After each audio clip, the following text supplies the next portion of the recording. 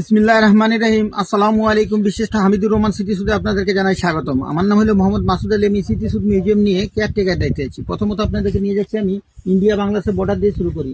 এই যে আমাদের এখানে ছোট একটি খাল আছে, খাল থেকে ইন্ডিয়া বাংলাদেশের বর্ডারটি ভাগ করা। এই খালটার এপারে হলো বাংলাদেশ আর খালের ওই পারটা হলো ইন্ডিয়া। আর আপনার ওই খাল থেকে 150 গজ দূরে কাটা তার বের দেওয়া, ওই যে সারা খাম্বা দেখা যাইতেছে এখান থেকে 150 গজ দূরে। আর এই 150 গজ দূরে দেওয়ার কারণ হলো মধ্যের খালি জায়গাটা আন্তর্জাতিক হিসাবে নো ম্যাচ ল্যান্ড, যেটা দুই দেশের মধ্যেখানে বর্ডারে থাকতে হয় 150 গজ ইন্ডিয়ার নো ম্যাচ ল্যান্ড। বাংলাদেশ সরকার কোনো সময় বের দিলে ওই খাল থেকে আমাদের এই বিজিবি কাটা তার পর্যন্ত দিতে হবে 150 গজ। আপনার দুই দেশে থাকতে হবে আন্তর্জাতিক হিসাবে 300 গজ নো ম্যাচ ল্যান্ড। ওই এলাকাটা হচ্ছে আপনার ইন্ডিয়া ত্রিপুরা রাজ্যের কমলপুর গঙ্গানগর গ্রাম। যে ত্রিপুরা আপনার সারা কুমিল্লা নিয়ে পড়ছে, ওই এলাকাটা হচ্ছে ত্রিপুরা রাজ্যের কমলপুর গঙ্গানগর গ্রাম।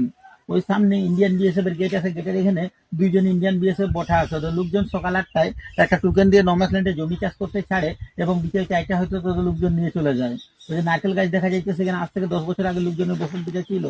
এখন বসত বিটা তো সরকার নিয়ে গেছে, তার কাটা বেড়ের ওই পারে নমাসল্যান্ডে খালের জমি চাষ করে খায়। আমাদের এই খালের বাসে ঝুপঝাড় দিয়ে যেভাবে গেছে এরকমই ইন্ডিয়া বাংলাদেশের বর্ডারটি ভাগ করা। তবে এগুলো হলো বাংলাদেশের নমাসল্যান্ড জায়গা, চা বাগানে লোক আবাদ করে খায়। আর এদিকে দেখেন ধান খেতে সাদা সাদা 3টে সীমান্ত পিলার।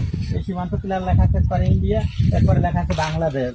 আর এই যে লাল সবুজ পতাকার এখানে ঐতিহাসিক জায়গা, 1971 সালে বিশিষ্ট হামিদুর রহমান সেম এই জায়গায় গুলি খেয়ে মারা যায়। তৎকালীন ওনার লাস্টটা যুদ্ধের সময় এখান থেকে 30 কিলোমিটার ভিতরে ইন্ডিয়ার আমবাসা নামক গ্রামে নিয়ে সমাধিত করে। আর ইন্ডিয়ার ওই আমবাসা গ্রাম থেকে পরে 2007 সালে বাংলাদেশের তত্ত্বাবধায়ক সরকার নিয়ে আসে ঢাকা মিরপুর বুদ্ধিজীবী কবরস্থানে। আর এই জায়গায় গুলি খেয়ে মারা গেছে বিধায় ওনার নামকরণে স্মৃতিফলক এবং মিউজিয়াম করা হয়েছে। বিশিষ্ট হামিদুর রহমানের বাড়ি ছিল আপনার ঝিনাইদহ মহেশখালী খোর্ধা খালিশপুর গ্রামে। বিশিষ্ট হামিদুর রহমান এখানে 4 নম্বর সেক্টরে মেজর সিয়াদত রানের যুদ্ধের জন্য আসছিল। বিশিষ্ট হামিদুর রহমানের যুদ্ধের সময় বয়স ছিল 18 বছর।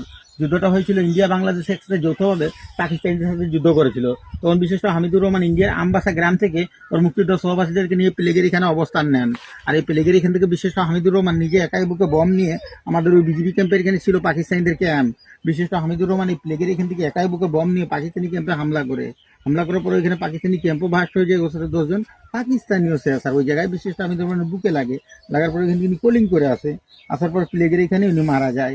তখন ওনার লাস্ট আমরা মুক্তিযুদ্ধ সভাসীর এখানে 30 কিলোমিটার ভিতরে ইন্ডিয়ার আমবাসা নামক গ্রামে নিয়ে সমাধিত করে। আসসালামু আলাইকুম প্রিয় দর্শক মন্ডলী।